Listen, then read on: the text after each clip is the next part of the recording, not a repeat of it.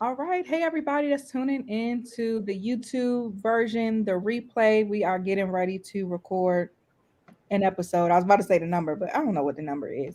We're getting ready to record an episode of the Blessed and Bossed Up podcast. Um, I don't see anybody here on YouTube. So we can just go ahead and get started. Hey guys, welcome back to another episode of the Blessed and Bossed Up podcast. I am excited about today's episodes because I got some guests in the building. Usually it might be like one guest, it's never been three. So I'm excited about this episode because we are here to talk about the super society, which is what we're calling it. Pew, pew, pew, pew. So, for those of you guys who don't know what the society is our membership community where it's a group of like minded women where we are all growing in our faith and business. And I started the society some years ago, maybe in 2018, because I couldn't find my people. I was saved newly. So I wanted to actually live for God.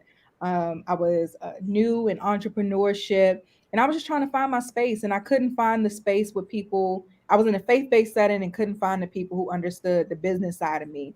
I was in a business settings and I couldn't find the people who understood the fact that I wanted to do business God's way. So I pretty much had to thug it out by myself for a little bit until God sent me my people. And so that was the reason why I wanted to start the society because I wanted to create a space for people like me who don't want to give up one side for the other, but you just want to grow as who you are. And that encompasses so many different things. So that's how we started. And then we just continued to level up. So after about a year or two of doing the society with just me, then Kavai and I went on tour. And then I was like, okay, let's do this together. And so we decided to do the society together. And we've been doing that for about a year or two. I don't even know. It'd be time be flying. So maybe about a year or so, Kavai and I were doing it together. And now we are getting ready to level up one more again, one more time, okay?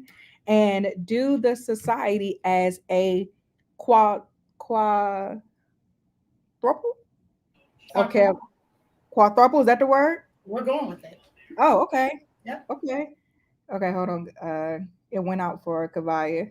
She was frozen, and I was like, I think she frozen, but I'm gonna just keep going with it, and we're gonna see. So let's see if she can get back in. Tatum, look at you all lean to the side.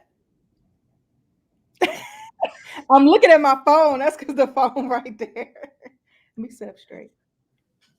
No, I'm talking about your picture in the corner, child. What picture? You don't see your picture? Oh, girl. I didn't even know that was right there. Okay, we let Kavaya come back in. Hey, everybody that's on YouTube. While we wait for Kavaya to come back, we got two people. We can't see here who's here. So say hello so we know who's watching with us.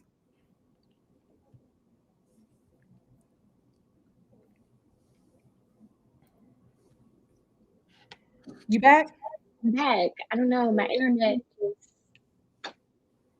I don't know what happened. I Charlotte, you were mute until did it mess up the whole thing? I'm sorry. First, I had said, "Did you share the link in the society?" That was my first question. And then I said, "I hate when my internet be like, girl, you unstable." No, you unstable because I pay for you. Like, You're unstable. You are hilarious. exactly. You are literally hilarious. I just need you to go on a comedy tour. No, You are like literally. literally so hilarious. No, I she can't be funny on demand though. Yes, you are. Not Can on you demand. If you like Charlotte tell a joke, I'd be like, knock knock. It's in conversation. I literally be in tears. Oh my gosh. Charlotte, can you post the link in the society? Yes, And then I'll just pick up.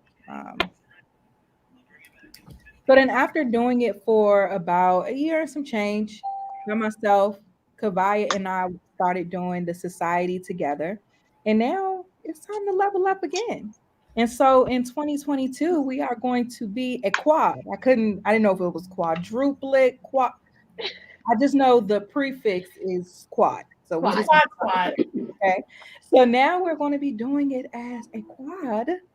Well, Yes. doing the society, that ain't sound right. Doing the society as a quad. Um, I'm really excited because it's just an opportunity for us to all come together and just build this epic community of faith-based entrepreneurs and just really serve in our individual lanes and make a bigger impact within the community. So I'm hyped. We'll get to what the society is about in a little bit, but let's talk a little bit about our own faith journeys and just how important it is to have that community as you continue to grow. So I don't think I've ever asked any of y'all, but we'll start with Rosalind. When did you first get saved?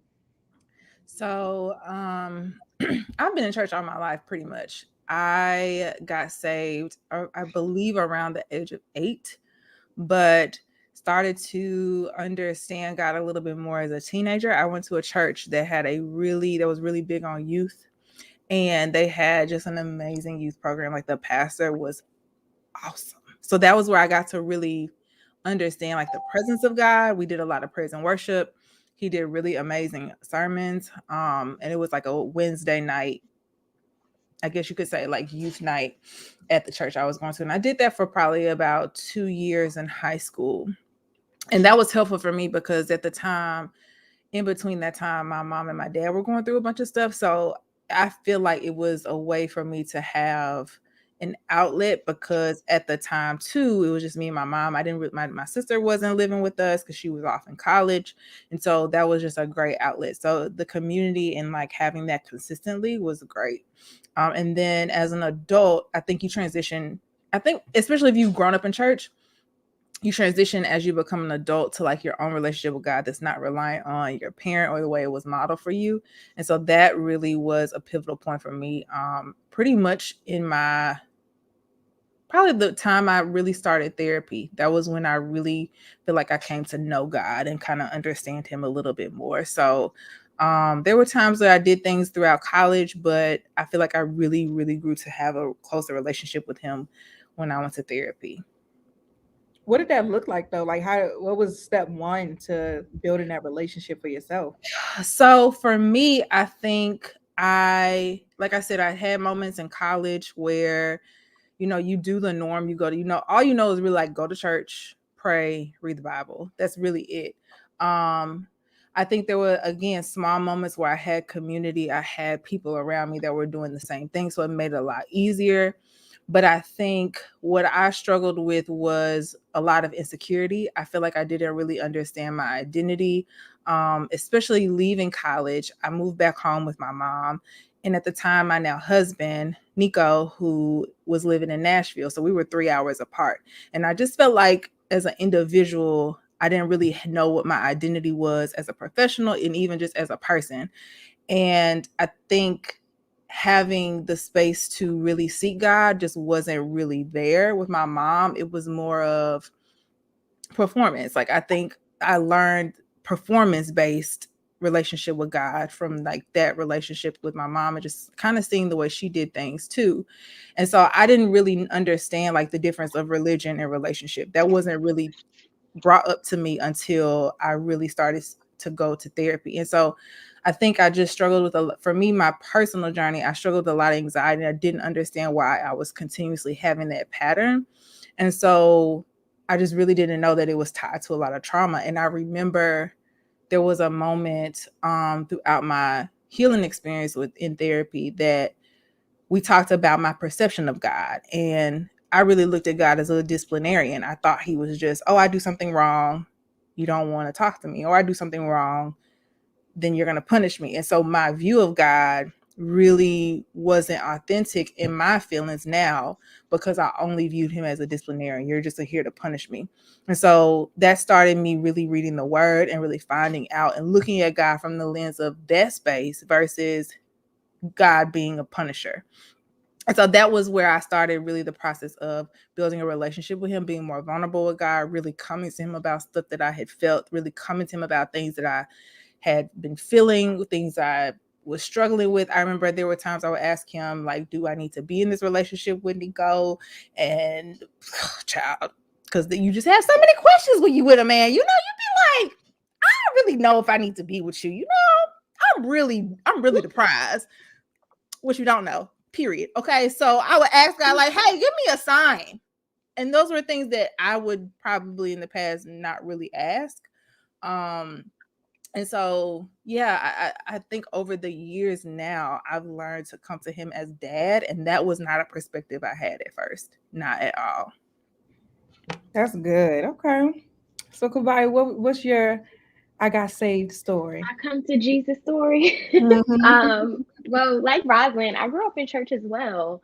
But I would say I think I got saved like in middle school sometime, and I was so scared to go up there. Like my mom had my family come, because I was young. It was like, oh yeah, because I'm gonna get saved this Sunday, and y'all, I did not go up.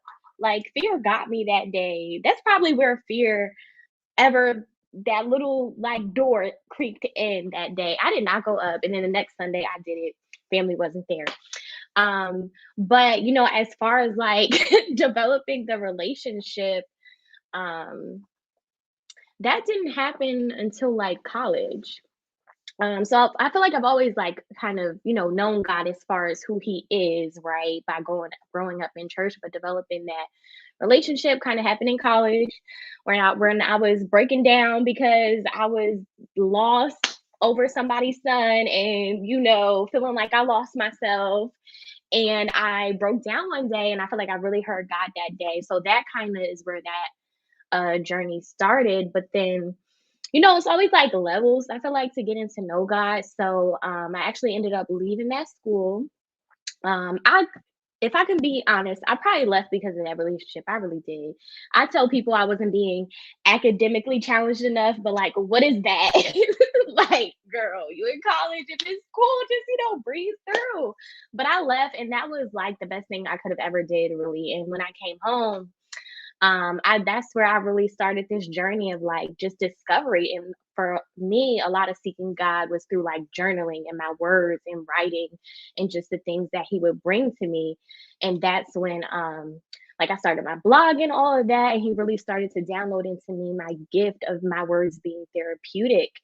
And for me, like that journey of discovering, because I grew up in church, right? They say, oh, everyone has a purpose, everyone has a gift. But for me, I was like, God, well, I can't sing, I can't do sports, I don't do hair. Like my gift is not something I could like see.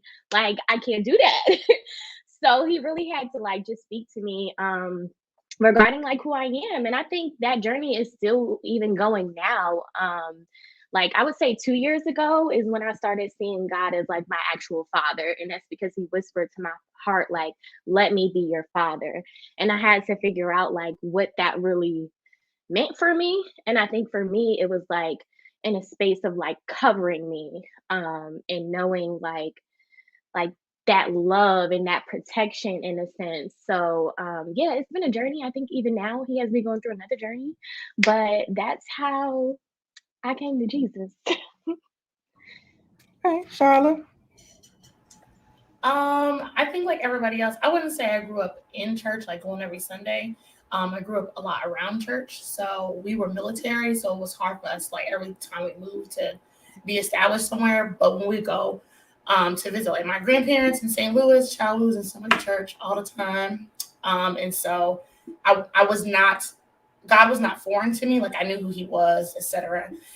It happened definitely when I moved out on my own, started college, just that kind of introduction. And it, again, not knowing God as a dictator, but learning him as a dad. That process was long because I used to think that God was in heaven. I remember them Disney movies where the kids used to be jumping, doing the toe touches in the crowds. I legit thought that God, every time I did something wrong, y'all know that movie, the movie tape, I thought he was like one day off. Like it was horrible. It was horrible. That was the idea that I had, though, based on some false things that I heard about, like, if you don't honor your parents, every time you disobey them, God take a day off your life. Mm-hmm. So he was up there with giant scissors. I was like, I'm dead at 10. I don't know what to do. I did. So having to unlearn that and just get to know God, and really even myself, right?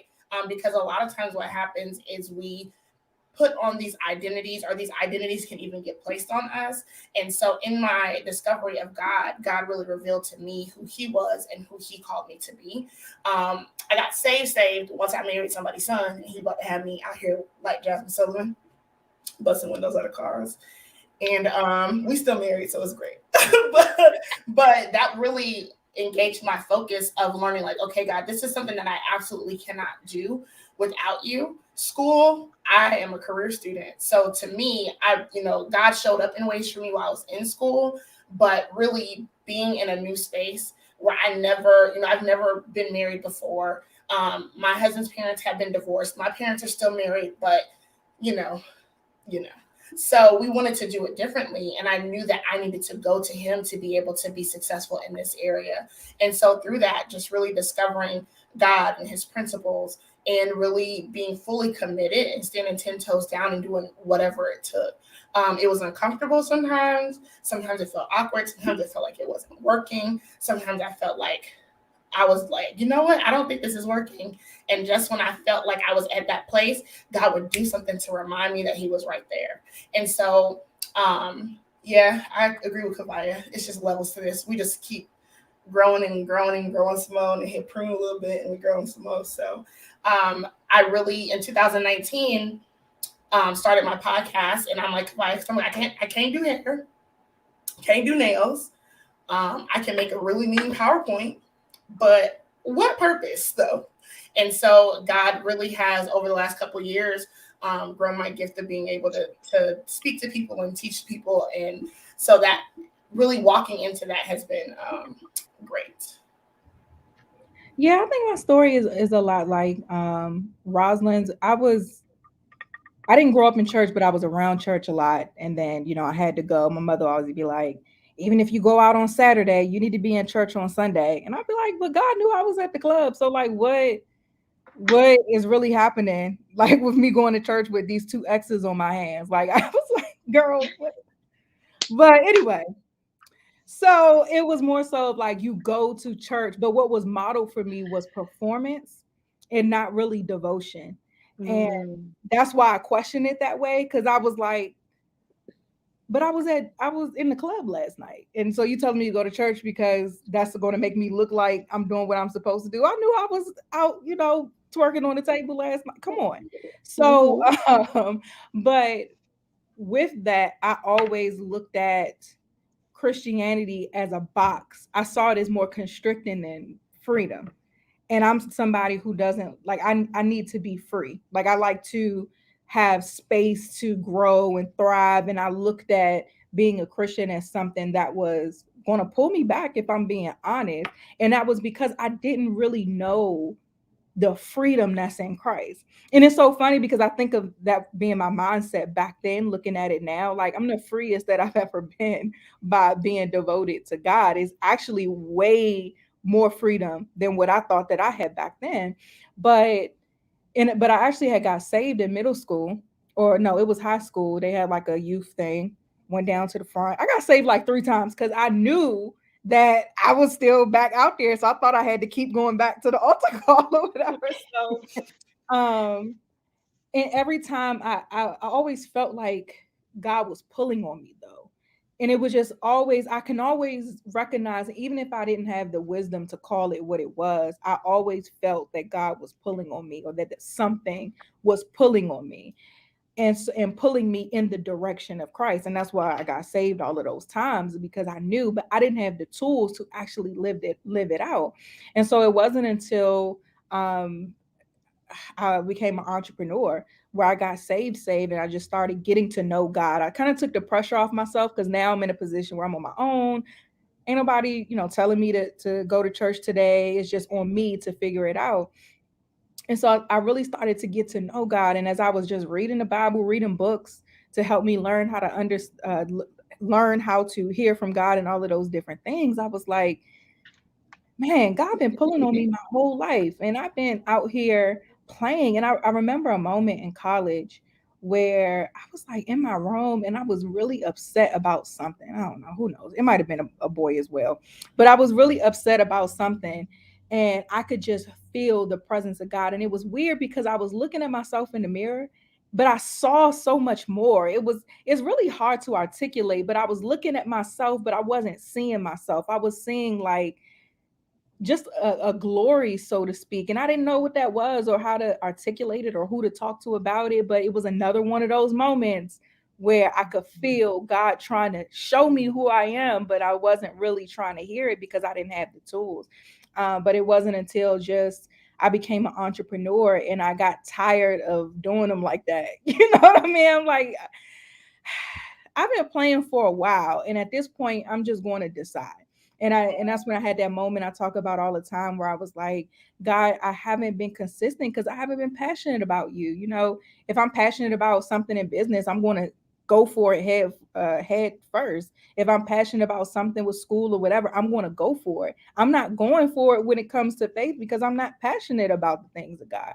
And I had to be honest, and I was like, you know, if you light a fire on the inside of me, we here. Like I'm not going nowhere, I promise. And I wasn't one of them prayers where you drunken on the floor, like, God, if you just make Mhm. this hangover go away, then I ain't never drinking again. It wasn't one of those. I was dead serious. Like, I want to live for you, but like it's just something in me that hasn't clicked yet. And so God made it click, and I ain't gone back ever since. But and that's not to say I've been perfect, because that's definitely not true. But my pursuit of God has been consistent, and the things of God and my hunger and thirst after righteousness has been consistent.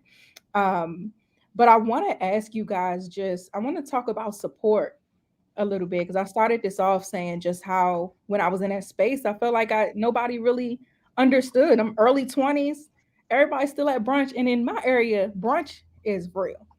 Brunch, you go, you get up, you go to brunch, you go to the day party after brunch, you go get some food because it's been a while since you ate the brunch.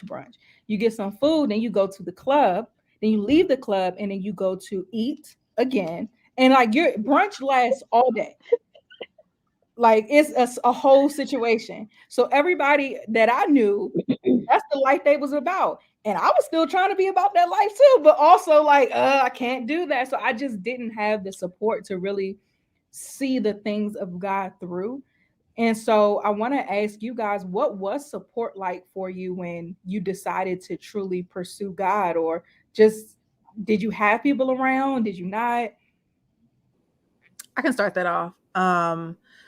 So I feel like I've had support in phases. There have been times where I feel like I've been burnt more than probably fully supported. I think the biggest thing with support is it's hard when you, like you said, Tatum, you don't have the language. You don't know how to describe what you feel. You don't know how to describe the uncomfortability of, I don't want to really do this anymore, but how do I shift?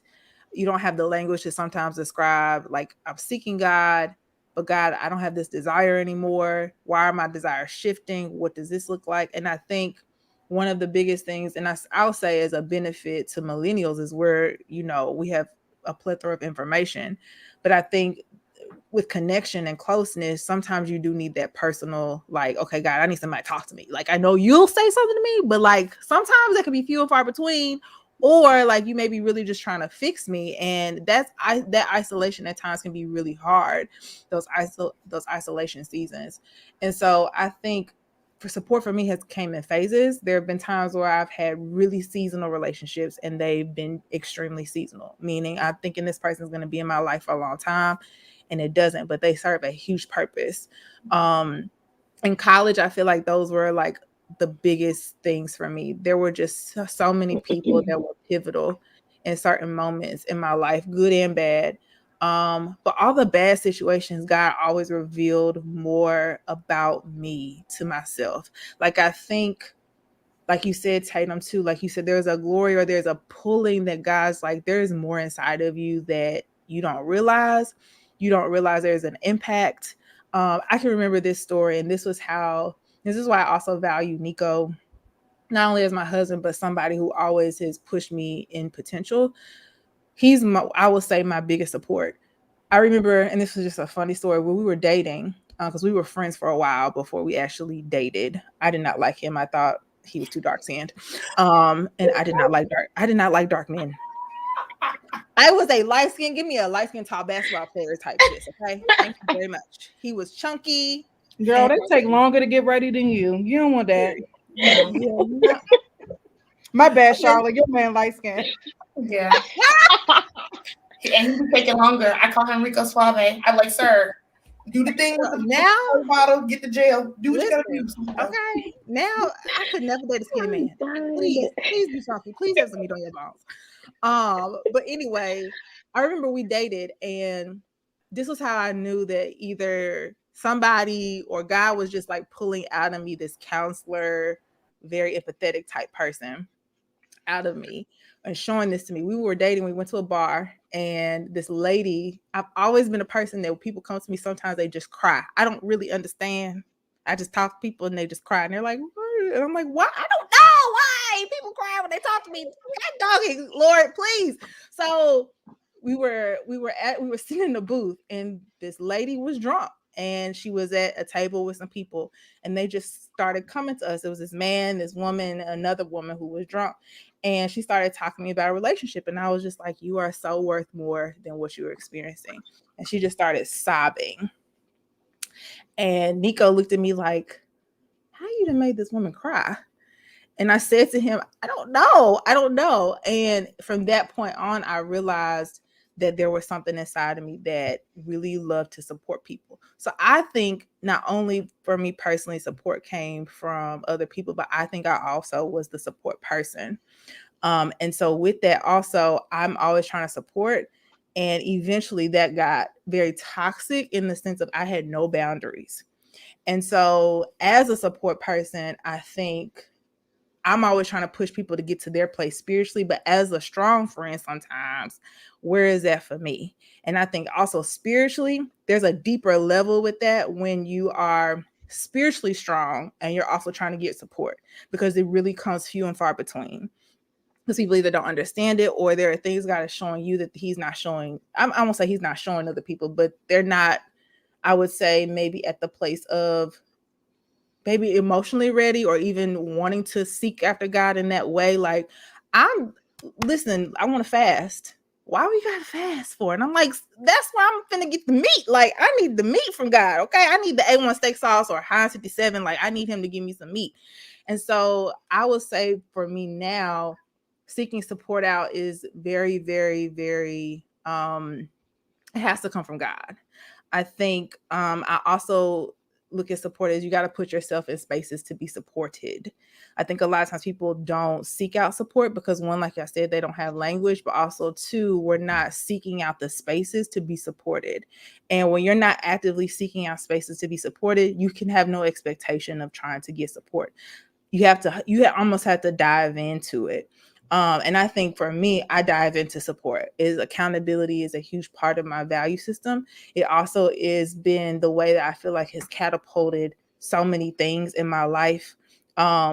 Just multitude of stories I could give, but there's just so many things that support has helped me with spiritually, and also seeing other people helps me to model and also get out of my head that things aren't as hard as I may think they are. Like, really, everybody is dealing with the same thing. If I'm dealing with something, or if I'm dealing with imposter syndrome, whatever, somebody else is dealing with it. And when you open that dialogue to talk about it, you really begin to see that we're all like fighting this fight of faith together. And that is really when you get the encouragement to see like that's the body, and you can lean on each other for that. But I just think it takes a level of vulnerability, humility, and ability to have language.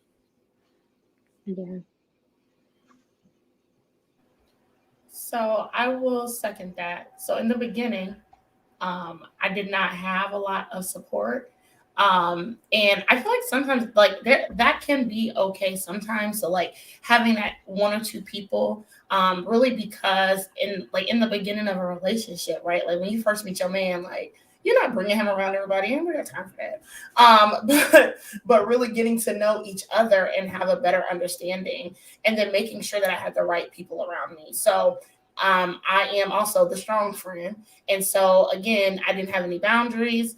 My husband came in real quick and was like, we off that. So there's that. He wouldn't even say saved yet, but he was like, no, we're done. So he was a big support in helping me establish that practically.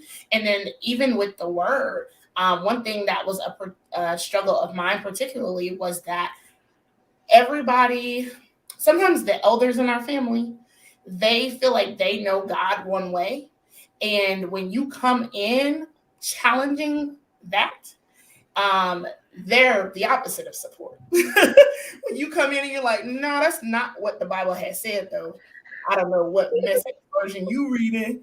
That can be a struggle as well. And so I'm grateful because my grandmother, my Gigi, she was a Bible school teacher. And when I was fully ready to commit and really learn and had questions that I could no longer answer myself, I was able to go to her and she answered all of my questions. She was like, girl, who had told you that? Girl, no. No. No. And so in that, she was really my biggest support in me growing in my faith.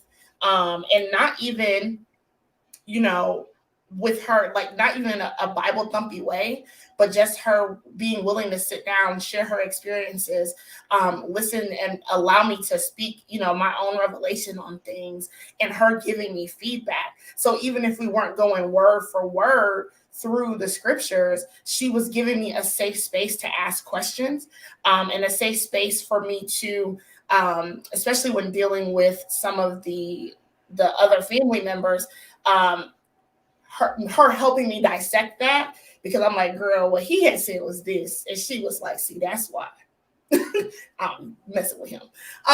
Because it really was something that had to be torn down, because a lot of these things were ingrained. And so she was absolutely instrumental in that. But as far as like people my age, child, no. They were not on that. I have my friend Kelsiera, who she was really big into her faith, and in that season, she was modeling behavior for me, and so that helped me kind of speed up the process and ask questions. But she didn't come until probably about year 2. We were friends. I knew her even before I started nursing school. We used to be nurse assistants together, and then we got closer as we went through nursing school. Even though at different places. And then finally, it was that point where she was able to rely on me because she needed help studying boards. And I was able to study her walk with God. And it really just worked out. And God allowed us to pour into each other. And so, you know, your support isn't always, the value of it does not always have to be based on the quantity of people, but I had about 3 solid people around me who really supported that transition, supported me acting brand new. I am new in Christ, duh. So because a lot of people can't really digest that, you know what I'm saying? And so it was a struggle for me when I read Fervent. I had all of these friends at work, 5 or 6. He was like the black nurses. That was the black night shift nurses. Them was my people. And I'm like, yo, I want, like, I was getting everybody the book Fervent for Christmas. Y'all, they looked at me like I had 16 heads. One girl was like, I don't be reading. And I was like, but I saw you had read. Okay. And that was like my first time experiencing, not necessarily, it felt like rejection, but what it was revelation. God was revealing to me that everybody's not going to go on this ride with you, and that's okay. And literally 6 months after that, I was moving anyway. So there's that. And so God really allowed me to experience that in a place that was kind of small, to know that everybody can't go where you're going, no matter how bad you want to save them. Okay. The song said, don't save her, she don't want to be saved. And so that's what happened, because you got to want to be saved. You got to want to be saved. So understanding that was an aspect of it, because I'm just like, you know, it's like you hit the lotto, right? In freedom and in growth, and like you realize what you have access to, and you want everybody that you care about to have access to this too, but everybody's not always willing to do the work that's required. It's good. So then what do you do? Do you like, because a lot of people are in that space where the folks in their life, they don't want to do that work. So do they just let them go? How do those friendships healthily transition? Because I feel like a lot of times people, I've seen folks who they get saved and they start getting judgy Oh on yeah. all of their friends. Like, hold on now, relax. Yeah. Okay? You are a new creature, but baby, I remember the old creature. Come on. So I feel like some people get to the point where they're judgy. I think some people also get to the point where they maybe are just frustrated because they don't know how to, exist still in these spaces Mhm. while moving towards what God is calling them to do. So, do you guys have any tips on just how to navigate those relationship changes? And some people try to force their friends on that journey as well, and they're just not ready for that. So, any tips on how to just navigate those friendship dynamics as you continue to grow in the things of God? I think it's just the fact that, like for me, I learned that I have one job description, and that is to love. It's not my job to judge you. I may not agree, and that's okay. I don't have to be a part of the things that I don't agree with, or if you call me, know that it's going to be scripture that I'm giving. And so I think really setting expectations, really leading with a heart of love, which is hard sometimes, and not coming from a place where you are being judgmental. Sometimes it's hard because you see the answer and you're like, girl, if you would just leave that little raggedy man alone, then we could do some things. But not being so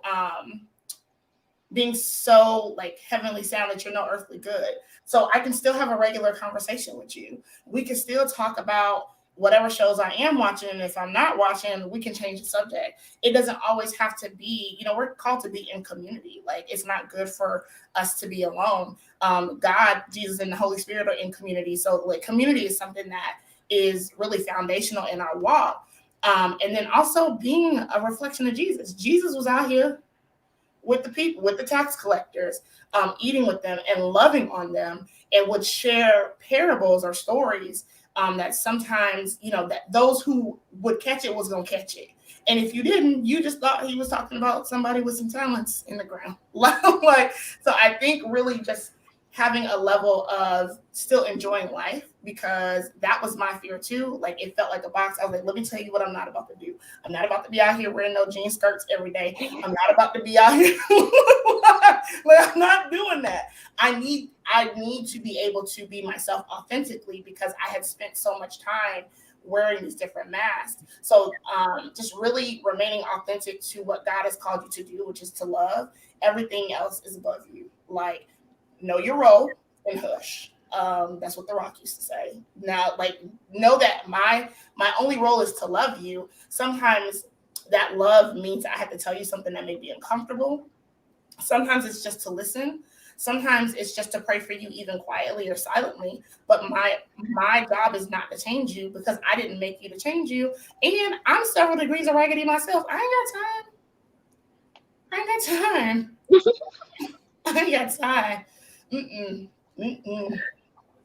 I'll add, because I don't want to talk over you, sis. So if you want to say something, go Yeah, ahead. no, honestly, you can go because I've had the same group of friends since I was like 12. I feel like I have been blessed in that area of life. So go ahead. I would say one thing I learned a couple of years ago, because I had to cut off some really like long-standing relationships, friendships that have been like 10 years or more, and had to kind of just sever ties. And one of the things I learned is to kind of, and this might sound sad or bad to say, but I categorize a lot of my friends. And I mean that in the sense of like, there are a lot of people that are at different phases in life. Like, I'm a mom and a wife. I have friends that are single, but they have a business. So we can talk about entrepreneurship. And what I've learned is that categorizing my friends in a lot of different ways. My married friends are my married friends. My friends that I talk to about money are my friends I talk about money. And some are more in some ways, but money, family, motherhood, let's see, working out, which is, still a whole struggle. But food and just like how do I balance this stuff? How do I some of my friends who I've been friends with literally since we were kids, we just talk about life. And I think what happens is God shows up in those friendships because I'm not putting so much expectation on my friends to be everything friends. Like I can't talk about marriage. Like you won't understand that, not in a bad way, not to say you can't support me if I'm having a problem or a situation with Nico, but like it just looks different. And so, but that doesn't mean we can't talk about how something was shady that somebody else said. We could talk about that and like, oh girl, why your boss say something crazy to you? Like, let's talk about that. We can talk about work and those things. And I think I had coworker friends when I was working my full-time job, and we were real good friends. But when I left, that's a whole other thing, sis. But I say that to say, like, a big tip I would say is categorize your friends. Don't put so much expectation on them if they are not at that place to want to talk about spiritual things, to expect them to do that. But they can talk about family. Now, if they say something crazy that you don't agree with, that doesn't mean cut them off. I think we get so quick to just be like cut off people instead of understanding grace means having maturity. Grace means having humility. Grace means understanding that if something is toxic, okay, but if something is where somebody's going through something, there's still a level of grace that you can offer. And my friends that aren't married or not in like serious relationships, they still have some value to me because there's a level of wisdom that they may have in something that I may not be or may not be at that point. And so love shows up, I think, in those spaces when I myself don't put so much expectation on them to be everything friends, but just my friend. And I have business friends. We just talk about business. And I have friends where we just fast together. Then I have friends where I talk about spiritual stuff. And I may be deeper with some than others. That doesn't take away the value of the friendship or the trust. It just means that there are different spaces in my life and they still offer healthy and good value to me as friends. I think that's good because God can use anybody to speak to you, right? So it's not always a word from a saved person. It may be you being able to observe the behaviors of other people and God give you a level of revelation. Like if I see you in a ditch, I'm going to ask you, hey, how you got there? Okay, maybe if I can't help you out, fine. But if not, I'm going to learn from the mistakes that you've made or things that I see that you can do differently, or even challenging ourselves to like whatever you think may be annoying you in that other person, check yourself in that area first. Because a lot of times it's a reflection of something that you're doing or not doing. So like to me, I love consistency in people. Be one way. If you crazy, commit to that. That's all I'm asking. And then we'll commit you somewhere. Like, but commit to that. Be stable in what, a double-minded person, it agitates me. But then I had to ask God because somebody in particular was driving me up a wall with this. And I was like, okay, God, why is this bothering me so much? And where am I struggling in the area of being consistent? And he was like, you are not consistent in taking care of your body and working out. And I was like, I'm a hush. I can't talk about this no more. I'm gonna hush until I boss up in this area because that's the work that's required. And so I think I love that, not pulling on one person but having multiple sources. We talk about multiple streams of income, but even multiple streams of relationship. The relationship that I have from person to person is valuable, and we can't be afraid, and we have the right to reposition ourselves and reposition people. You may not have to cut that person off, but it may be a season where they've been repositioned because they can't be close. Jesus had a lot of people that followed him, but only 12 was here. Right. And so understanding that you have the right to reposition people in your life and not feel guilty, because that still gives them the opportunity to see what God is doing in your life and to see the light, and to still learn, but also gives you the space to where you can be at peace with all people. And that doesn't mean that you do that in a way that's toxic, but you have to also be at peace with yourself. So I need to move you over here so I can be at peace with you and me, because I'm going to choke you out if I don't. Yeah, I'm somebody who's really big on relationships. I'm big at cultivating relationships. Like when I meet good people, I'm always trying to like help them or be a support in any way that I can. Like I really love meaningful relationships. I don't need a ton, but the ones that I have are very meaningful. And when I started just really growing in God, I'm kind of like Kavaya in a sense where I have a lot of friends that I've been friends with for a long time, since like middle school, high school. We've gone through so many life changes together. And just because I'm saved don't mean, and they may not be on the same page, doesn't mean I don't love them anymore. You know what I mean? And I always had the mindset of I'm gonna find the support I need in this area, but I'm not gonna leave my people behind. How I'm gonna go out and try to win souls that I don't even know, and I'm just going to desert the people that I actually love and care about. Yep. And one thing that I learned just in maintaining my friendships as I continue to grow is that model behavior is a powerful thing. God will really minister to the people in your life just based off of your commitment to him. Like you don't even have to do anything. I got a friend of mine, she's the one where if you mess with me, she gonna pull up at your door because she know I can't. And she gonna be like, don't worry, Tatum, I got this. I know you got a brand to protect. I got this. Like that's the one. And I'll be talking to her sometimes, and it's so funny because she'll be like, well, yeah, I don't know if I want to do that, but I'm gonna have to just pray about it. God gonna have to tell me what to do. And I'll be like, when you start saying that? When you start saying that? And I'm like, they learn to respect you because if they're your real friends, they love you. Right. They love you, they care about you, and they don't look at you pursuing God as a slight to them. They want to see you be great. And that change behavior is going to minister to them as well. And so I'm big on just finding the tribe you need. Because sometimes you got to go in. One of y'all said, like, put yourself in those positions to find those people. That's why we have this society. But put yourself in the positions to grow with people who may already be at that point that you want to pour into you. But don't desert the people that you love, man. Right. I want to see all my folks in heaven. Yes. Let's kick it up there with the angels. Okay. Streets is gold. The streets is gold. Okay. I want to chain out of one of them streets. Okay. And I'm about to have me some manna. I bet you it's delicious. I want the wine from heaven. I want to know what them grapes are. Yes.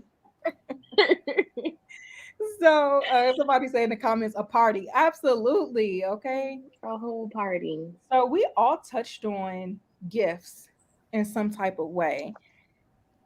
After you guys started just growing in your relationship with God and learning what this life takes, how did you go about cultivating those gifts that he revealed to you?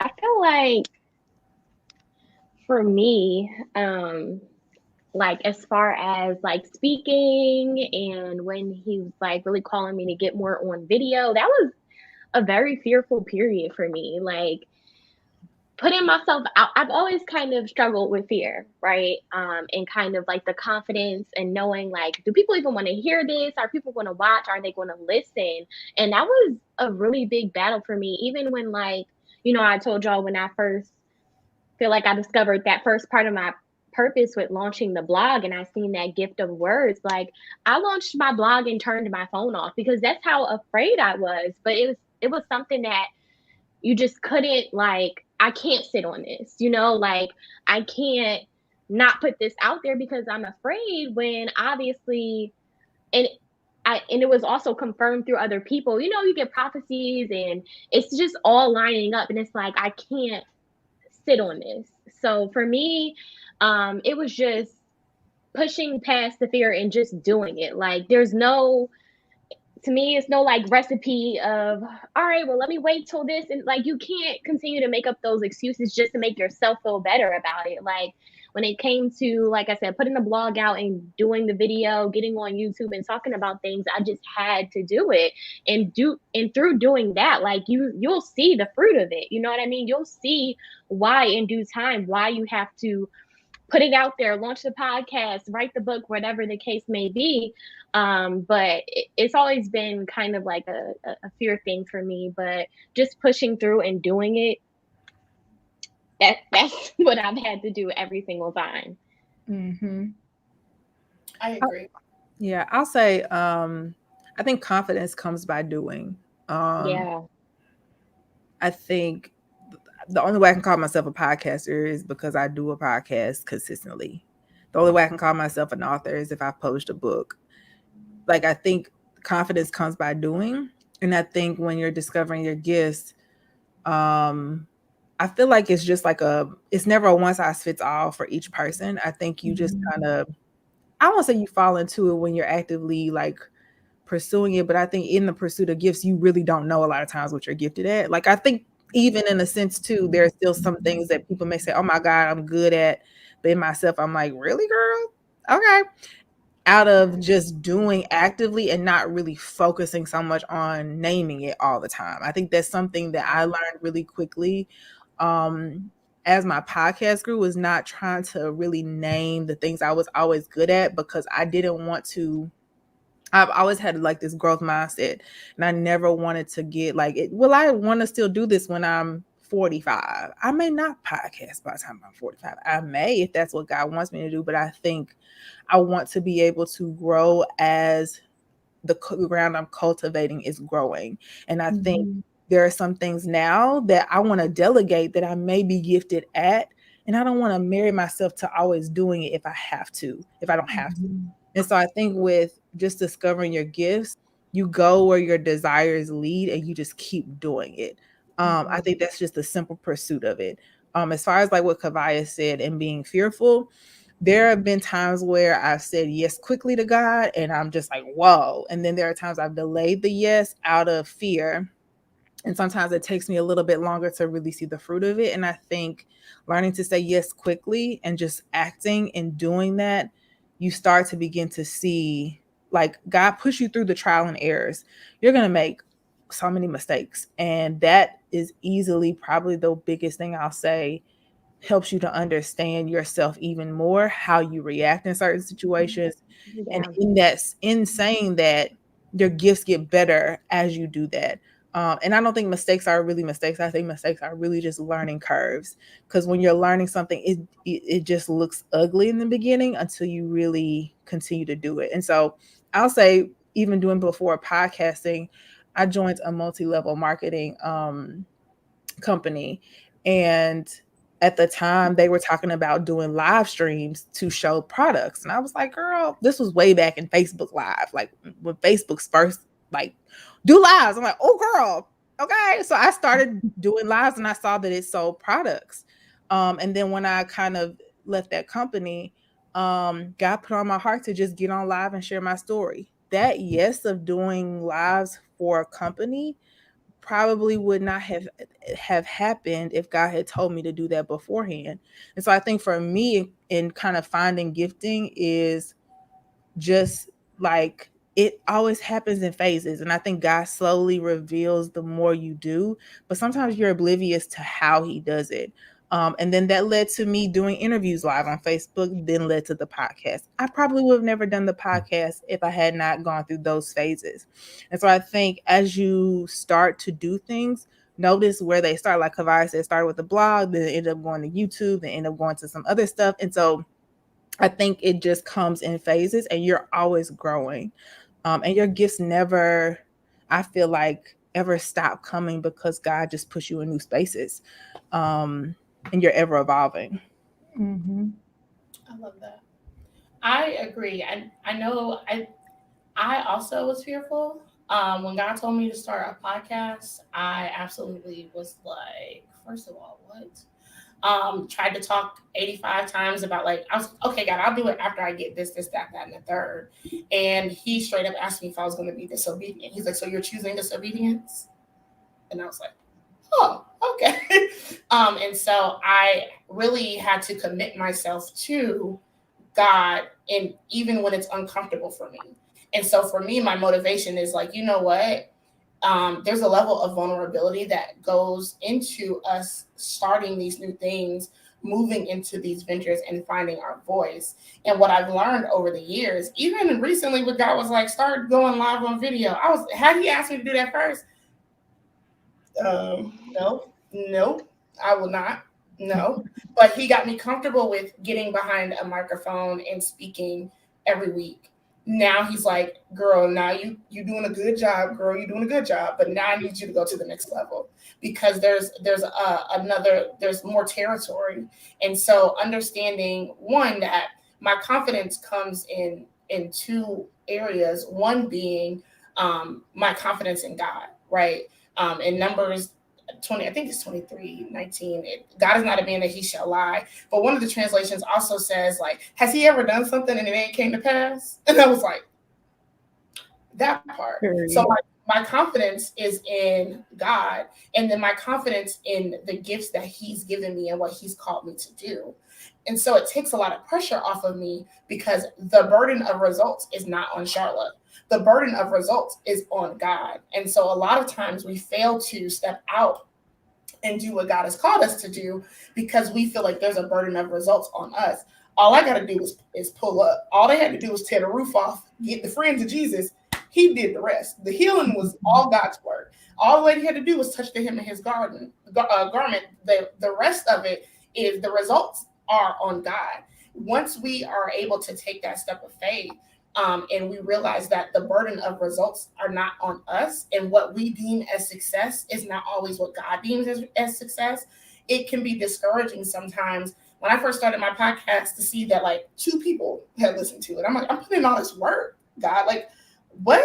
But I'm going to do it anyway, because that's 2 lives that may have been changed, or two souls that are going to get into heaven. God cares about, he'll leave the 99 for the one. So it's not always, it's not about me, right? And I had to start positioning it of like, Charlotte, who suffers because you don't? Because you are disobedient? Who suffers because you are sitting on your gifts? When we think about I was studying about the wicked servant, and that word in the Greek and Hebrew, it doesn't mean necessarily always evil, but one translation said burdensome. Am I being a burden to God because I'm refusing to produce? Like, that's a problem. And so because he's done so much for me, I'm not going to go out like that. Like, I'm just going to have to do it. Like Kavaya said, there is no recipe. You just have to make a decision and stick to it. And then as you continue to go, God will reveal things to you, and you'll understand the importance behind it. But in the beginning, you just got to you just got to show up and do it. So after y'all like showed up, what did you do to like cultivate those gifts once you realized that it was in helping people and it was in writing and these different gifts he revealed to you? How did you cultivate those gifts so that you can, execute on them? So I started listening to this podcast called Blessed and Bossed Up. Girl, you should. No, one of my friends had introduced me to your podcast, and to me, I don't always invest in myself. That's something that my husband pushes me to do. And I had really, I don't know why, but I just feel like there's better uses for money than to invest in myself. And so I listened to your podcast and was like, oh, there's other people out there like me. That was the first thing. Like, yes, finally, there's other humans who are on fire for God, but not 60. Great. that is encouraging. But then even committing to go to the podcast retreat, right? Like, to put my money where my mouth was, because where your heart is, your treasure is also, y'all know, in Matthew. And so really saying, okay, God, I'm going to make this investment into the gift that you've given me so I can get the strategy, making the investment into studying God's word more, because I'm not about to show up and be the person that kind of hindered my walk with God, thinking that he was out here cutting my life every day. So really committing to showing up correctly. I'm a student. And so, reading, really learning, talking to people and finding out where they were struggling with, but really the investment into doing the Find Your Voice Academy retreat, the fruit that came out of that, never in my lifetime would I have thought it would be this. It would be the super society. It would be all of these things that came from it. And quite frankly, that junk is overwhelming. So like God, like, because I'm like, I did not see it. I was like, I gotta, like, God, do what? You see, I done made 10 cents on Anchor, and I've been doing this for 8 months now. You want me to do? You want me to do what? And so, not being afraid to invest in what God has called you to do, because the return is going to be 30, 60, 100 fold, and it's going to show up in ways that you would have never imagined. So really making the investment of even time, if you don't have money, taking the time, talking to people, and really diving deep into, okay, God, you say we doing this now? I'm all in. Mm-hmm. That's Yeah, good. that's good. I'd also say, for me, because you said like after you cultivate those gifts, right? Mm-hmm. Um, I think for me also another piece is like stepping back, because I think a lot of the times, like especially if I'm like doing something big, or something that's like taking a lot out of me, for me, I'm like, okay, what's next? Like I'm always ready to be like, all right, God, what we doing next? Or ready to see what I can do next. I'm just I don't know if the word is performer, I don't know, but I can go. I'm very headstrong. And I like to have goals and I like to crush those goals. But I think here lately I've been seeing like, okay, also like the rest part of it, or the part of like being still and even enjoying whatever came from that gift. If I'm Mm-hmm. doing like a launch or something like that, I don't take time to really like smell the roses sometimes, and that's something I'm trying to implement more in my life and my business right now. So I think that's a big thing for me right now, is like resting, taking a step back, um and being able to even like applaud myself for everything that I've done. Like the 3 year of entrepreneurship just passed, and I'm like, whoa, we Yay. really been like, yes, we've been doing this. It's been Mm-hmm. hard, but I'm here. Listen, I don't miss a meal. I have my car. I'm about to move into my own place. Like, thank you, Lord. Okay. So yeah, I think that's big for me right now. And I think like Charlotte said, like talking to people, especially like I feel like with us, the things that we do, like I started therapy this past year. So yes, yes, it's been a lot, but it's better. I don't cry every session now. So that's growth for me. Them first few sessions, I was like, girl, I don't like this. I'm already emotional and a crier, but I'm not crying every session. Mm-hmm. But yeah, I think that's the big thing for me. Like after, just taking that time to be still, to rest, I think has been really big for me. So I'm gonna Fair. come in. I'm gonna come in real opposite of everybody. I have to go back to God to try not to run away, because Girl. um, when stuff get when I like one of my prayers when before I quit my job was to I literally asked God to help me to believe the fruit I'm seeing, Come on. because I was just like, this is good, but this don't happen again. You know what I'm saying? Like, Mm-hmm. I really want to run the opposite direction. Just let me stay comfortable. And Real. so cultivating gifts, it's been a challenge for me, because I always tell God, couldn't you have given me something else? Couldn't you have given me something a little more sexy? Could you? Because like I'm in the emotional space, and I'm already like sensitive and emotional anyway. So this just it's a whole thing. So now you want me to talk to people about it, and it's Mm-hmm. supposed to help them, and people are telling me, and it's helping them, and it's just like, to me, I just want to run the other direction. Out of I know the root of it is pride, but a lot of it is, what could this be? And I think I really have to stay before him about not running the other direction.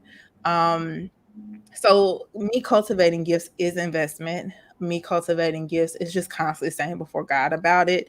Me Mm-hmm. cultivating me cultivating my gifts is relying on my support. Sometimes I'll, do a SWOT analysis survey of people that I really am close to, and I respect their opinion of, what do you think that I'm good at?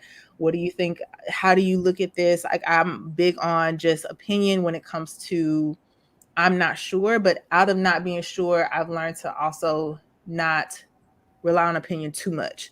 And so for me, the top one is just not running the other way, because there have been times where I remember there was a time last year where God was like saying, you're resisting me. And I was like, oh God, Lord Jesus, okay, I know what that scripture says. You resist the crowd, Lord, and I ain't trying to resist you, because I don't need that smoke. Okay. But I think Mm-hmm. it's really hard when you do see fruits of obedience. And I don't think that's talked about often, of how it can often make you say, what is happening? Things that Holy Spirit gives you that you weren't taught, things that you say that you're like, I don't even know where this came from, and it's changing people's lives. Like, what there's just not a lot of conversation about this. So for me, it's just not running the other way. And so that means just staying before God and really Mhm. just reminding myself of the why and believing the fruit and that it's good fruit. So that's what it is for me. And I mean, Find Your Voice Academy was just, It was. I mean, you know what I'm It was saying? everything. It gave I everything. feel like, It I'm was just not, I'm gonna toot the horn. I was in the first one, so Come on. let's just talk about it, Come on. So, but I'm gonna lay that to rest because I'll call Tatum the podcast godfather, but and she'll look at me sideways. But here we are. Yes, because that virtual one was Why you rolling your eyes? the box. It was the box for me. The minute that box showed up, I said, you know what? Okay. Girl, you're gonna come back and take these flowers. No, I think something else too, because we're all talking about cultivating our gifts in God, but everybody on here has went to therapy. And so even highlighting the fact that sometimes cultivating your gift does not look like me spending me buying every course online. Tatum, don't judge me. Me buying every online course. My most recent investment in cultivating my gift has been starting to work out with a personal trainer. And the places in which God is carrying me to go, I have to be in shape. Like I have to have a level of endurance. I have to position myself to where I'm not dying at, 35. I have to be like, if I'm on 600-pound life, how am I about to be out here doing what God has called me to do? Okay, frying chicken in the Wow, bed. you're not gonna be on 600-pound life. I'm not. So dramatic. I watched that to help me feel like, okay, girl, we can do this. Okay. I don't want to I be laugh. watching them. I be like, oh, Dr. Now be like, you did not try to do.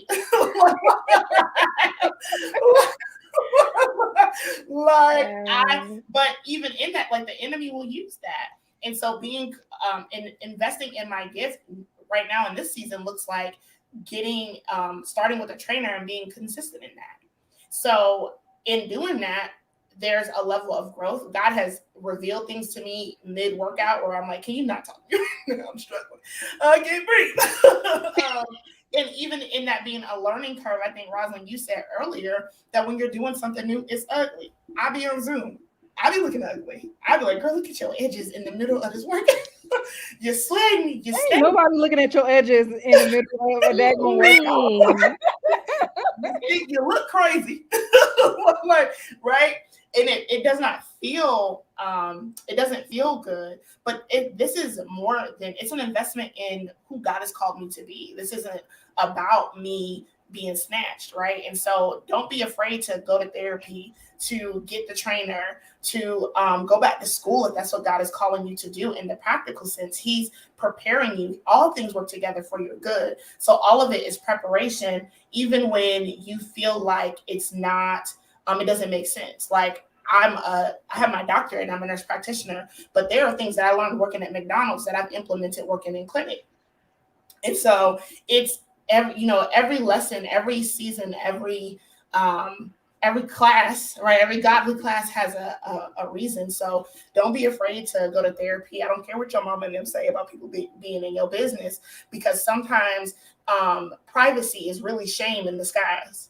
And so you're not wanted, like the enemy will I don't need nobody in my business, but that's really shame, boo.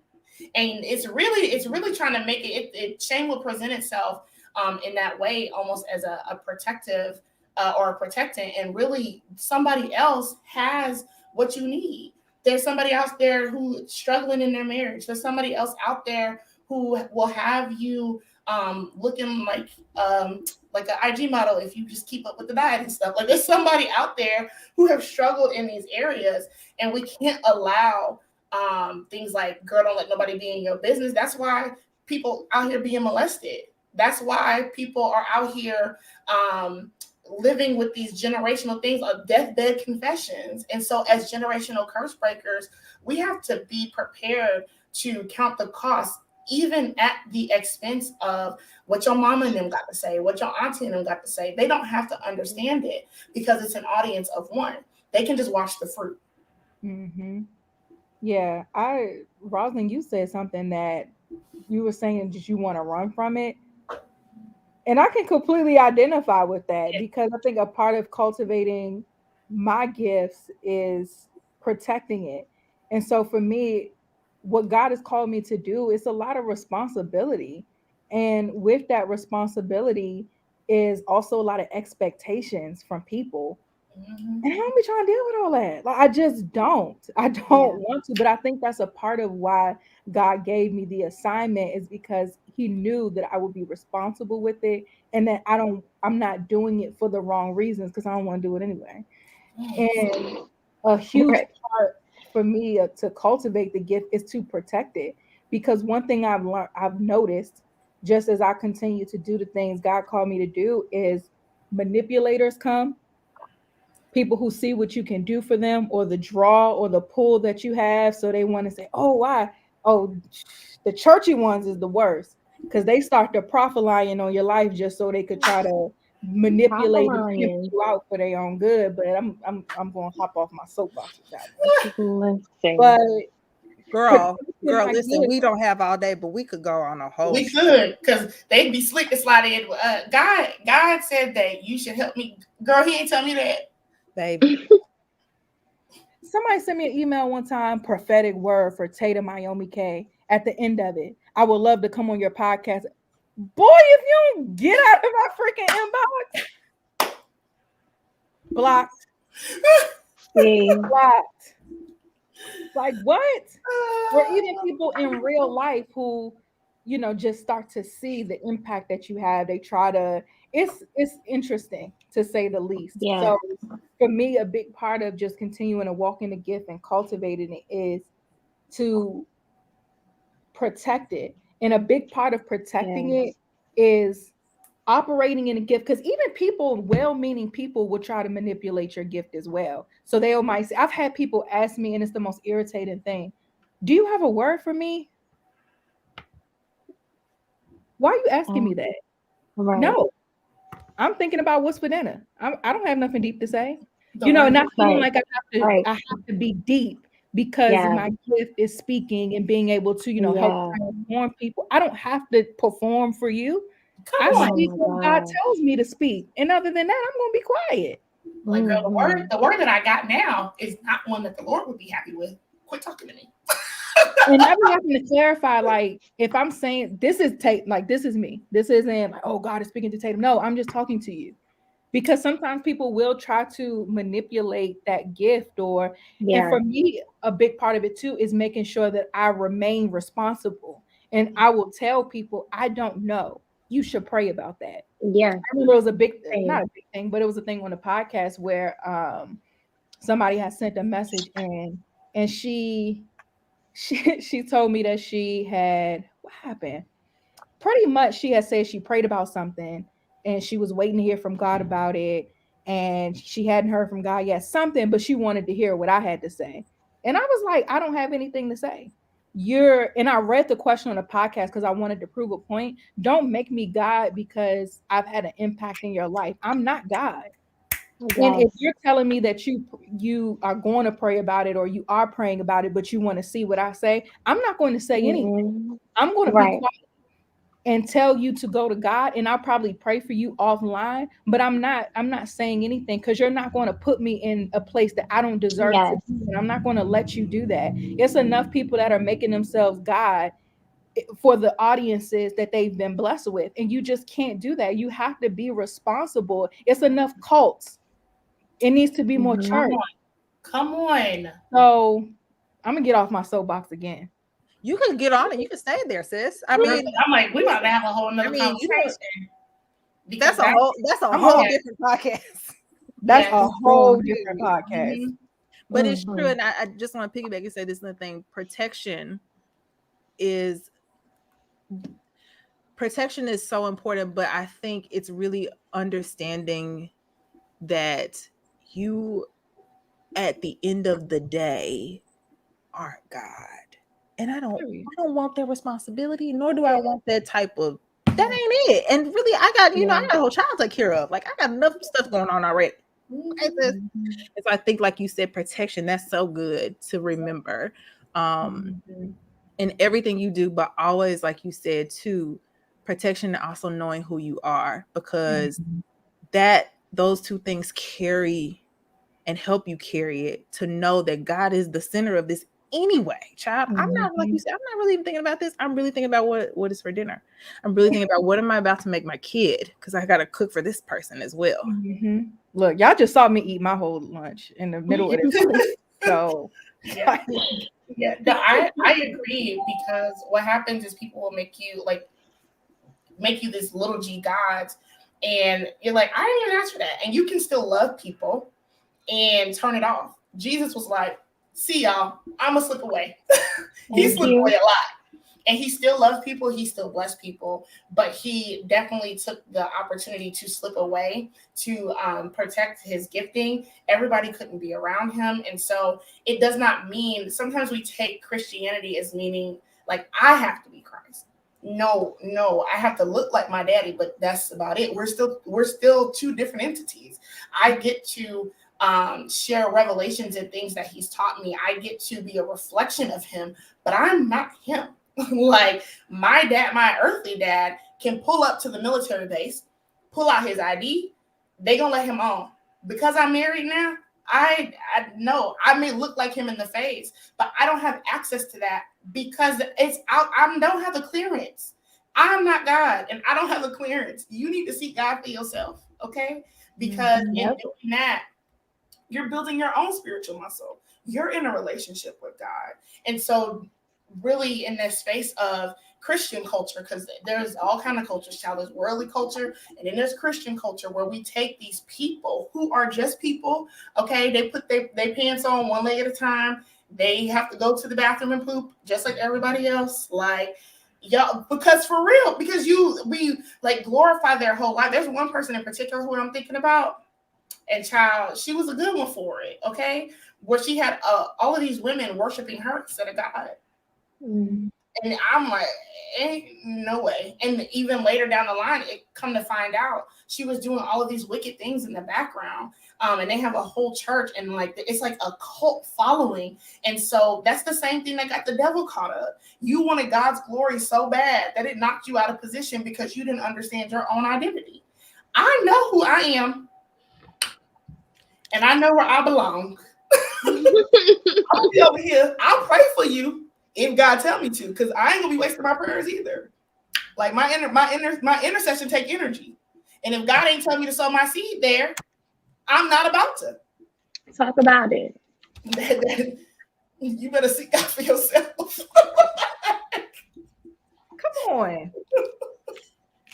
I forgot my second question. I'm glad I wrote it down, because you just said a whole entire one. So while we let that marinate for a second, we talked earlier, a lot of us talked about being a strong friend. And I believe the type of women that we draw into the society are also strong friends. So how do you guys continue to grow in Christ? Because like we said before, seasons, you continue to grow. You ain't never arrived nowhere. It's just always a growth process. How do you continue to grow when there's so many people trying to get you to pour? Slipping away. Yeah, I was gonna say too, you gotta know the things that I will never forget this. And I even tell clients this now. I remember when I was pregnant, Tatum told me to make a happy list for before I had Elijah. And I'm telling you, there were so many times I pulled away to go do things on the happy list. Starbucks is just a thing now. Just get me a Starbucks gift card at this point, because it was just always on my list. But I say that to say, like, that was a way for me to remember, oh, this is too much. You need to know your boundaries. And when we're overwhelmed, it's because we've allowed a boundary to get crossed, whether it's personally, in business, emotionally, mentally, spiritually. And if you get drained, you're going to project that drainage. And so I think if you just have to know yourself, I think I would credit that to really just having language, knowing how to express. And also, like I said, too, therapy, healing, walking through that process with God, really paying attention to, okay, you're doing too much, Rosalind. Okay, you need to go to sleep.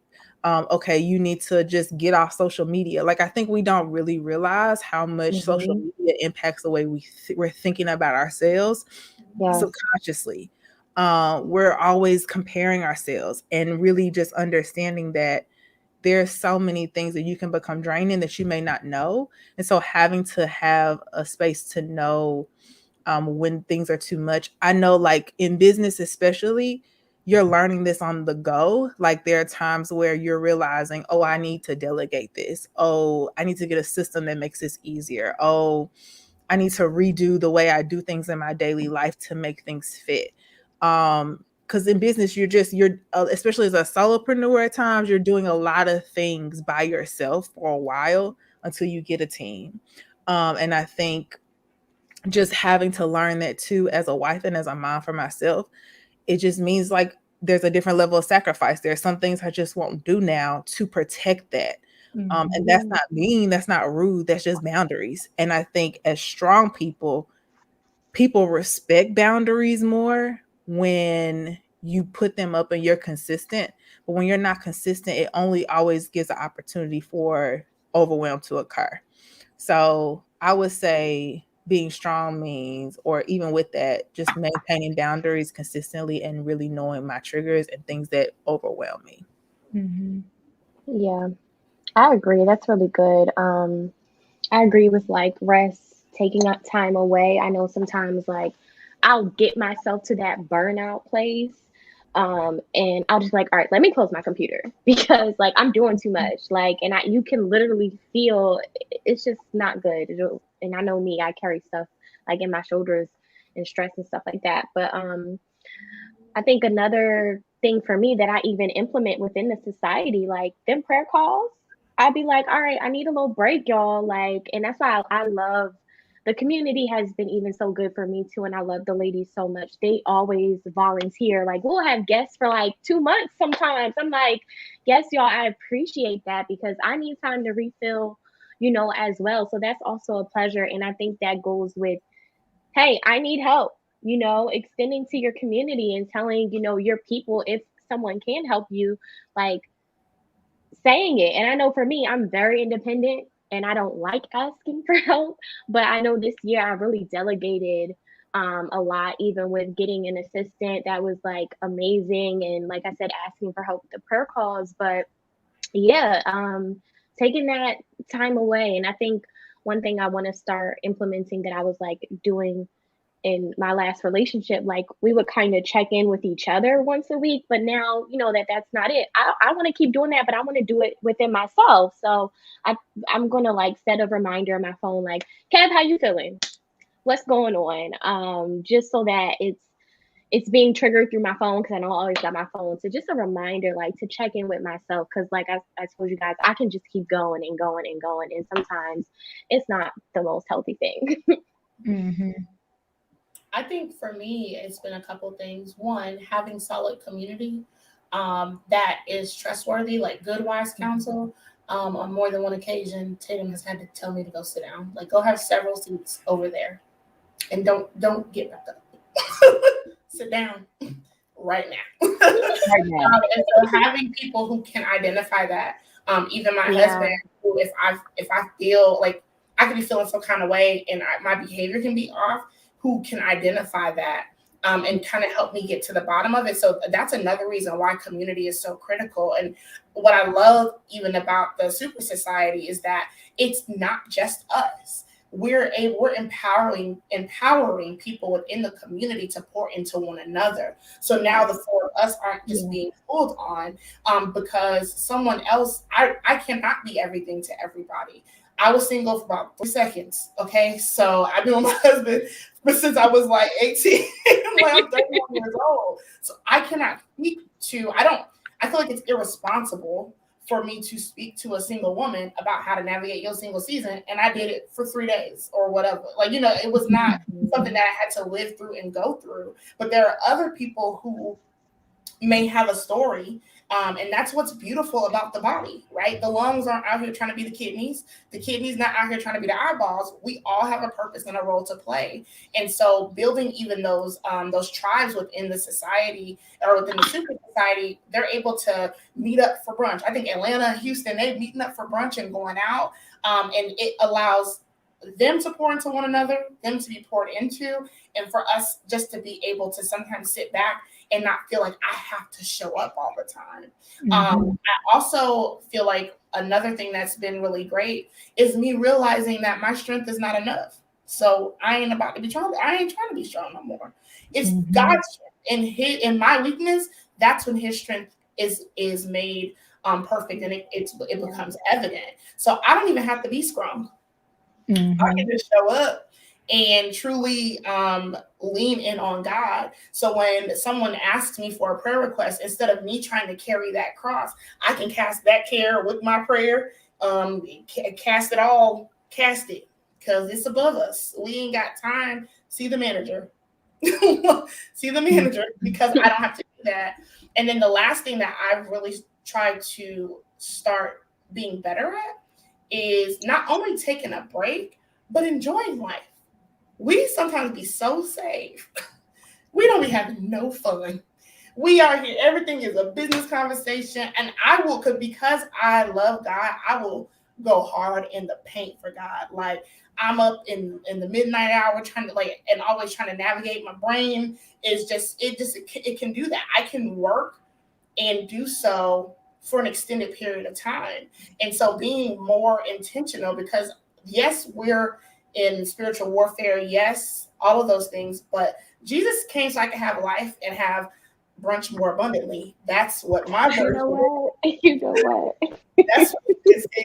Vacations more abundantly, because we are still to taste and see. I received that. Even now, I can taste and see that the Lord is good and it's French toast. When I still love God. You know what? I'm about to fall. I can still love God. Sometimes we're so serious that we can't have fun, and sometimes it's hard because then the super saints try to come in and tell you that but is God pleased with me?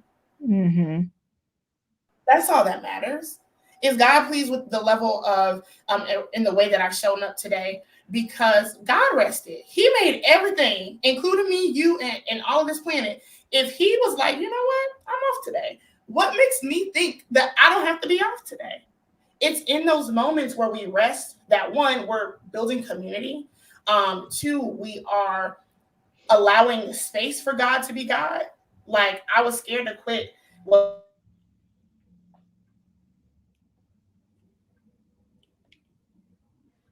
Charlotte froze. Charlotte. She was into it. Now I'm quit both y'all. I'm mad. See, the devil be out here because he don't want y'all to get this. Well, y'all gonna get it. No, so at one point I was working 2 jobs and going to school, and God told me to quit my second job. And my husband was also like, something got to go. Like you can't. We talked about you regulating your plate because I will work myself into the ground. And we had just bought a house, and I said, you know what? I can't quit this job. Like that's my extra money. And God said, so you want to be Jehovah Jireh, not me? And I said, I'm gonna send him my resignation letter. That's what I'm gonna do. So even resting, that gives God the space to do.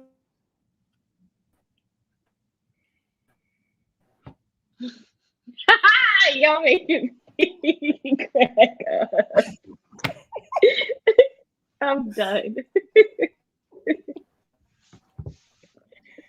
Charlotte, come back. You baby, you giving us real robot right now. You giving us pause for the cause. Something.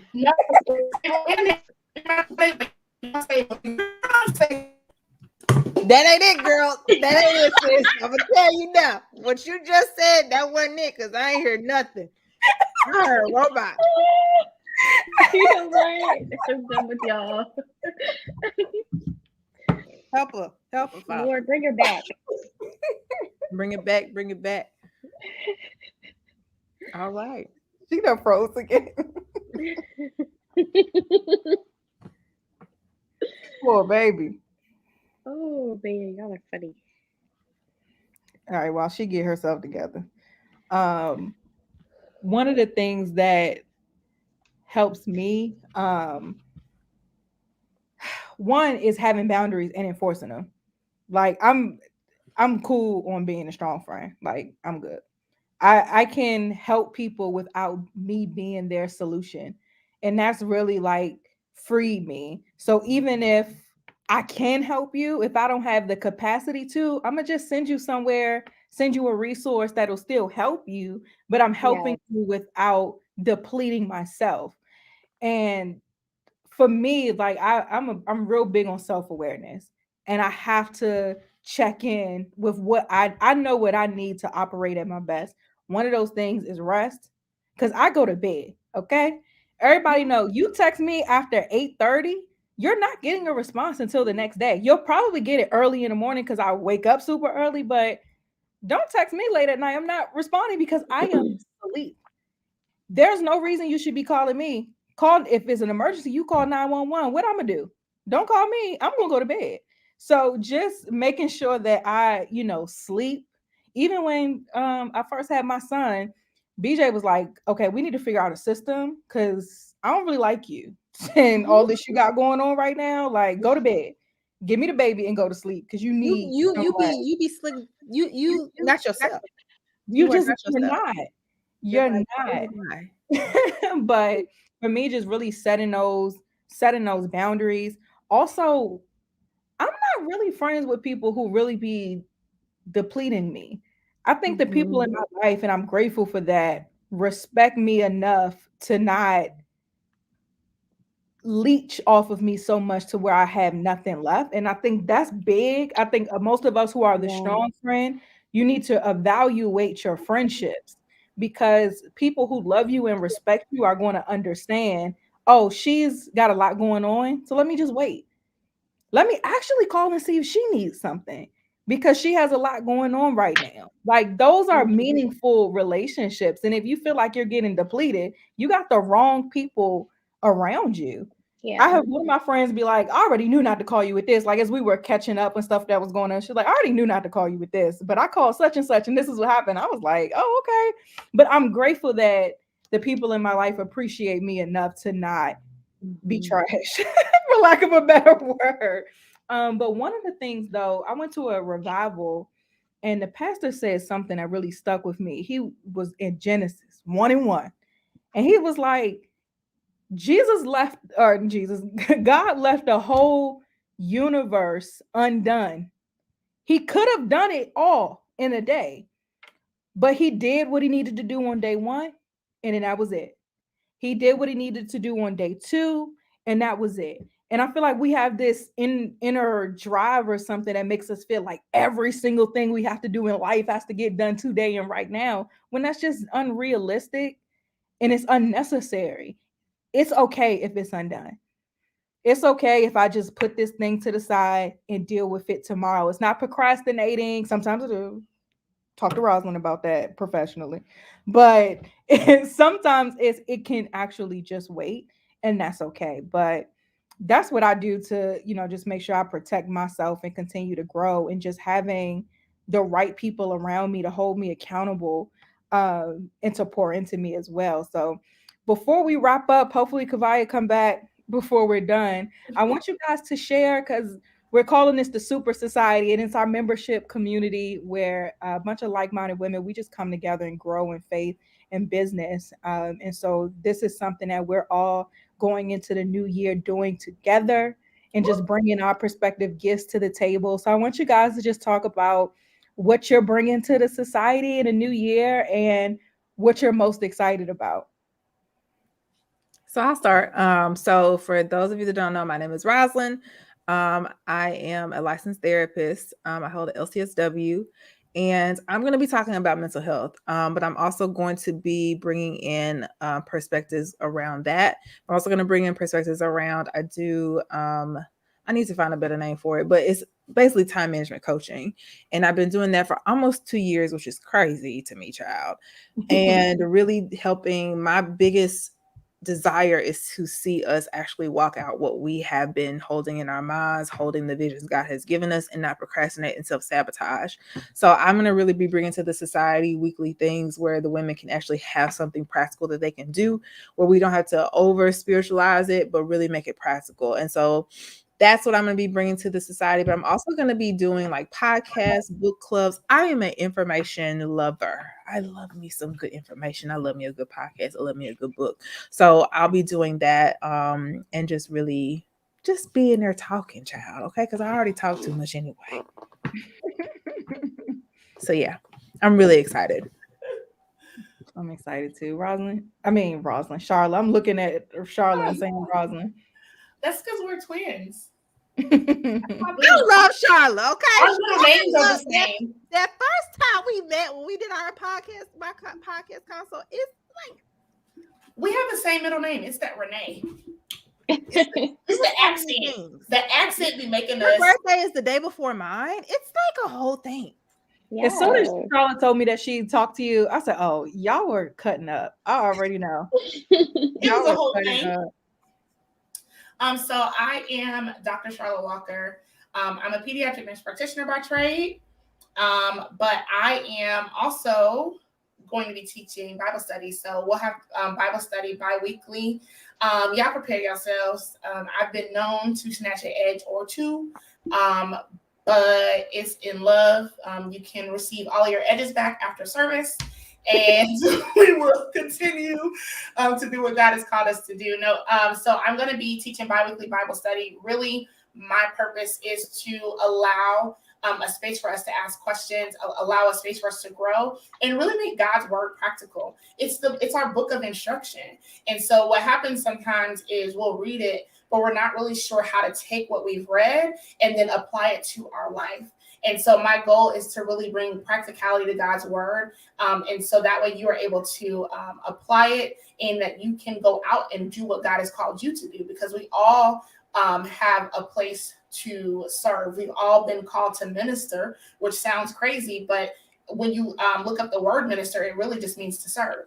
And so all of us are ministers. We all have work to do, but my goal is to really equip you with the tools necessary to live this out day to day, so you can go out and knuck if you buck with the devil.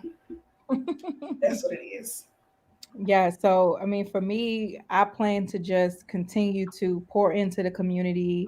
From the business standpoint, I love business, man. I can geek out all day. Like, I got super excited this week because Jack Dorsey stepped down as the CEO of Twitter, and now he's going to be full time over at Square, which is the other company that he founded, and they're changing the name. And I'm like, oh, I wonder if I should get stock in Square because he quit, and now I geek out over this stuff all the time. I just love business. It's so exciting to me. Everything that has to do with business. So I just want to pour in resources within the society. Just continue to cultivate the community. Something we're all going to be doing within the society is having in-person gatherings. Prayerfully, COVID, go ahead and gone. If sis could just get out of here. COVID is big musty. I'm saying, sis, it's probably somebody dusty. It's somebody's son who got right. no job. COVID, he ain't got no job. Listen, you ask him where he's staying, he say, I got a little spot, which means he's sleeping on somebody's couch. Like, that's who COVID is to me. Listen, I don't know if y'all watch TikTok, but this new whole like Omarion dance thing with the Omnicrid that is just is like every time I see it, I just like, I know we're not talking about TikTok saying it'll be out, but I just had to say that. Please send me that video because the Omarion dance. Send me the video. It's too funny for me. I can't. But we're going to be doing in-person stuff. So each of us will lead an in-person gathering quarterly. We have lots of challenges and stuff that we're looking forward to. Rosalind, you're doing the first one, right? Yes. So actually, if so I don't want to make a story time, but for back in 2019, I started a challenge called the Time with God Challenge, where I basically just teach people how to spend time with God practically, how to set up your time with him, how to actually like get into your word, and then also studying the Bible. So if you are really interested in joining that, that's going to be the first challenge of the year. And I'm really super excited to be teaming up with everyone to just share the input. And so I'm really, really, if you just really want to get refresh back into your time with God. I know that's something personally for me I want to get back into the new year, and just finding new ways to spend time with God that's not just sitting down and reading, but just also like going for a walk or doing other things that are great. You really want to join the challenge. So I'm super excited about that. Yes. Yeah. And I already have my title for the January Bible study. It's called The Workers Are Few. Let me tell y'all something. Here she go. Prepare yourself. That's it. Just prepare yourself. I said, God say what? He said the workers are few. I said, okay, here we go. She said you get your edges back after service. After service, you little holy water baggies. They be selling them next to your communion cracker and your juice. It's gonna be in a little Ziploc for you because it's COVID. We got to. You get the wine, the cracker, and your edges. You know they sell them at the beauty supply store. They sell them now at the beauty supply store, so you know they sure do. Yes, I little tattoos and stuff. Yes, girl. Just yes, wow. You can buy edges. You can abundantly. You can have different kind of edges. Also, I am too. We'll have scripture cards. So we have scripture cards now if you're in the society, and I'll be updating those every month. So even if you like are spending time with God, but you really want to commit these scriptures to memory, y'all know the Bible say that it is our sword, and a lot of us don't know any scriptures, and so we have like a scripture study section that I am kind of manning to dive deeper into that, as well as having the studies, the quarterly challenges. Y'all wait, because we only talking about marriage. I got things that's gonna be. That's it. Is it me? Right. Mm-hmm. Okay. I'm trying to remember what you said. Okay, so yeah, I'm just going to be continuing to provide you guys with the daily devotionals that I'm so glad everyone has been loving, as well as our weekly prayer calls every Wednesday, 6 a.m. Eastern Standard Time. We do them on Zoom. Everything, is already in there. We switched to my networks. I don't know if y'all talked about that, but my network is thebomb.com, and I'm so happy that we did that, along with my monthly live sessions where I'm going to be touching on, a merge of like life enrichment and faith and all of those things, along with quarterly challenge, meetups. We actually have a meetup in Atlanta December, I think it's 11th. So I'm excited to see the girls. Yeah, I'm really excited. And brunch more abundantly. Brunch, okay? Yes. So yeah, but I'm excited to see everything that's going to come. I feel like I've already felt the shift, really, with us shifting the platform. So I'm just excited to see, what God is going to continue to do through this platform.